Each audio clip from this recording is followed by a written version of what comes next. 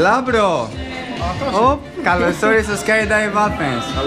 Τι είναι αυτό το περίεργο πράγμα που φοράς εδώ πέρα? Αυτό είναι εξάλτης. Για να δω λίγο πίσω. Γράφει κάτι περίεργα πράγματα, κάτι danger, τα έχουμε διαβάσει. Για κίνδυνο, περί κίνδυνο.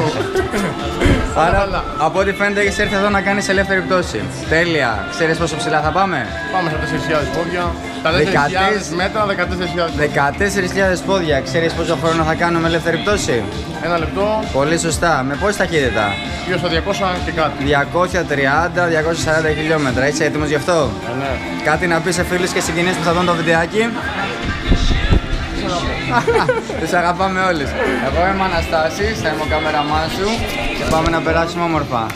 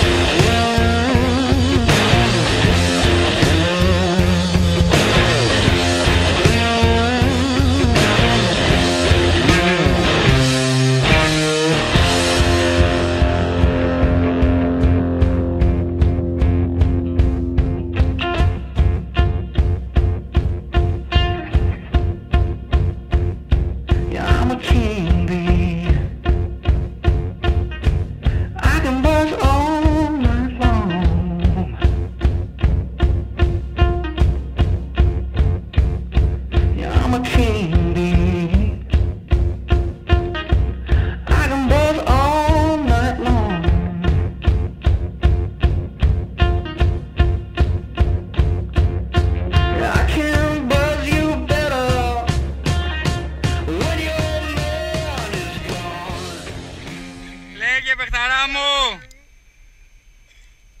Σήκω! Πώς σου φάνηκε? Μόλις έκανες ελεύθερη πτώση από τα 14.000 πόδια. Τι έχεις να πεις γι' αυτό? Το συστήνεις? Ανεμιφύλακα. Άξιζε? Είναι ανίποτη η αίσθηση της της κάβλας. Μπράβο!